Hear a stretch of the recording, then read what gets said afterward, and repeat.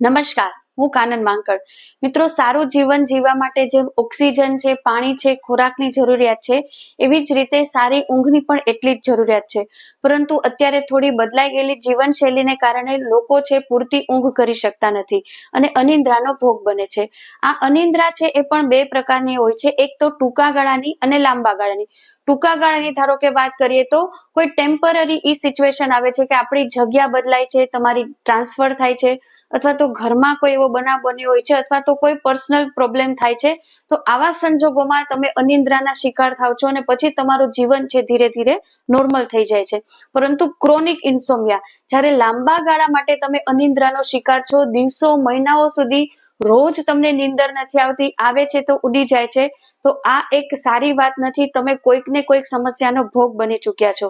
તો આજે આપણે વાત કરશું અનિદ્રા વિશે, કેટલીક ટિપ્સ જાણીશું અને કેટલાક હળવા યોગાસન કરશું, જેનાથી તમે ધીરે ધીરે તમારી નીંદર છે સારી રીતે કેળવી શકશો.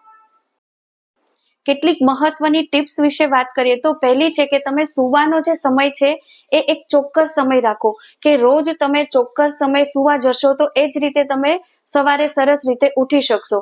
તો આજે આ દિવસે સૂતા, પછી મન થાય ત્યારે બીજા દિવસે, એવું નહીં. એક સમયે તમારે સુવાની ટેવ પાડશો તો ધીરે ધીરે તમને જો ઊંઘ નથી આવતી એ સમસ્યામાંથી તમે બહાર આવી શકશો. સૌથી અનિદ્રાનું મહત્વનું કારણ છે સ્ટ્રેસ.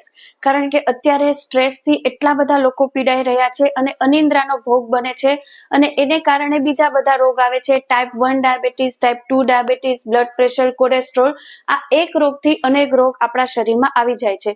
તો મેઇન છે સ્ટ્રેસ લેવલ ઓછું કરવું. હવે આપણે ઈચ્છા થાય ત્યારે તો ઓછું નથી થતું, તો એના માટે કેટલાક પ્રયાસો કરીએ. ત્યારે તમારો સુવા સમય નક્કી છે તો એની 1 કલાક પહેલા તમારા મનને, મગજને એકદમ રિલેક્સ કરી નાખો, હળવા થઈ જાઓ. જે પણ તમને સમસ્યા છે ધીરે ધીરે ઓછી કરો.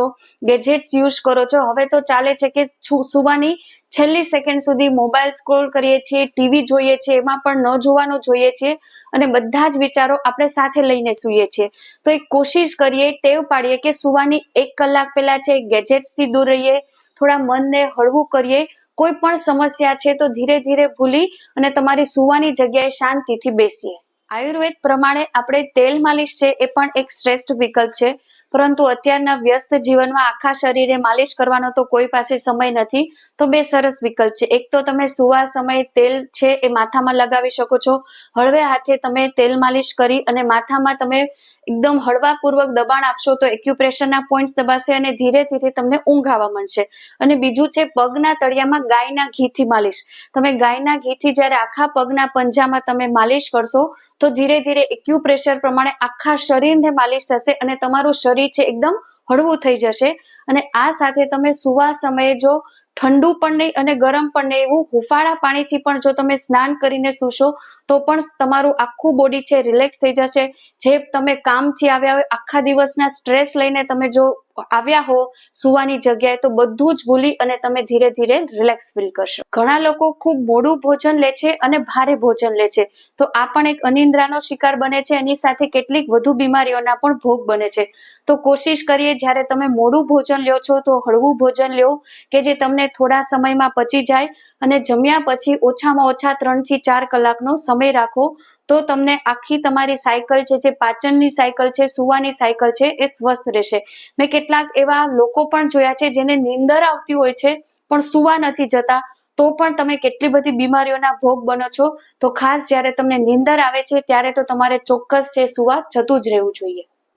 હવે સુવા સમયે પલંગ પર જ હું કેટલીક એવી હળવી ક્રિયાઓ બતાવીશ કે જે તમને સારી ઊંઘ લાવવામાં ચોક્કસથી મદદ કરશે. પહેલા ખાસ એ ધ્યાન રાખવાનું કે જ્યારે તમે સુવા આવો છો, ઊંઘ નથી આવતી, તો ક્યારેય છે ફાસ્ટ પ્રાણાયામ નહીં કરવાના. કપાલભાતિ છે, ભસ્ત્રિકા પ્રાણાયામ છે, આ બધા તમારી નીંદર આવતી હશે એને પણ ઉડાડી દેશે. માટે હંમેશા શરીરને, મનને શાંત રાખે તેવા હળવા પ્રાણાયામ છે કરવાના. તો હું અત્યારે 3 થી 4 ક્રિયાઓ બતાવું.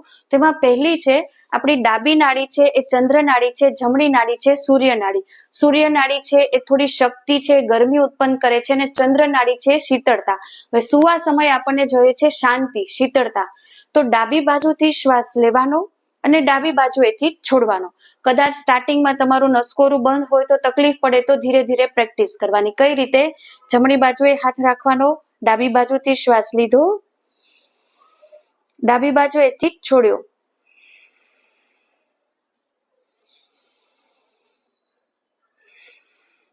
આ હું અત્યારે પલંગ પર બેઠી છું, તમે સૂતા સૂતા પણ આરામથી એકદમ રિલેક્સ પોઝમાં પગ લાંબા કરીને પણ કરી શકો. 5 વખત 10 વખત તમારી રીતે તમે થાકો ત્યારે રિલેક્સ થઈને ફરી બંધ કરવાનો. એવી જ રીતે છે બોક્સ બ્રીથિંગ. શ્વાસ લેવાનો, શ્વાસ અંદર રોકવાનો, શ્વાસ છોડવાનો અને શ્વાસ બહાર રોકવાનો. શરૂઆતમાં કદાચ તમને અઘરું પડે, પછી આરામથી પ્રેક્ટિસ થઈ જશે અને તમારી નીંદર છે એ સારી આવવા તરફ પ્રયાણ કરશે. પણ દરેક જગ્યાએ 5 સેકન્ડનો હોલ્ડ. તો કઈ રીતે? મેં શ્વાસ લીધો, ડાબી બાજુએથી શરૂ કરવાનો, હોલ્ડ, છોડો, હોલ્ડ, ફરી એક સાયકલ કરીએ, હોલ્ડ,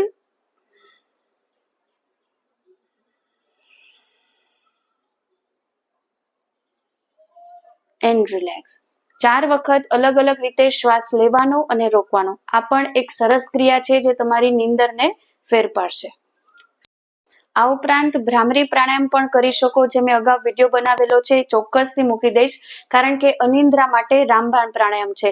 અને એની સાથે તમે ધ્યાન પણ કરી શકો છો.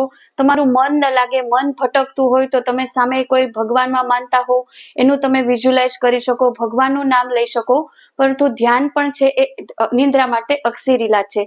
અને છેલ્લું આસન છે શશક આસન. જ્યારે તમે સુવા આવો ત્યારે પલંગ પર તમે આ આસન છે એમાં 10 સેકન્ડ 15 સેકન્ડથી શરૂઆત કરી, તમે રહી શકો એટલી સેકન્ડ રહેશો તો ધીરે ધીરે તમારું મન શાંત થશે, ગુસ્સાવાળો સ્વભાવ હોય ગુસ્સો ઓછો થશે અને તમારું મન છે એ સ્થિર થશે. પ્રથમ શ્વાસ ભરતા હાથ ઉપર, કમરને એકદમ સીધી રાખી, તમારી કપાળ, કોણી, હથેળી જમીનને ટચ. આરામદાયક સ્થિતિમાં રહી શકો એટલો રેસ્ટ કરીએ. ધીમેથી શ્વાસ ભરતા ઉપર, શ્વાસ છોડી રિલેક્સ. આશા રાખું છું આ વિડીયો આપને પસંદ પડ્યો હશે.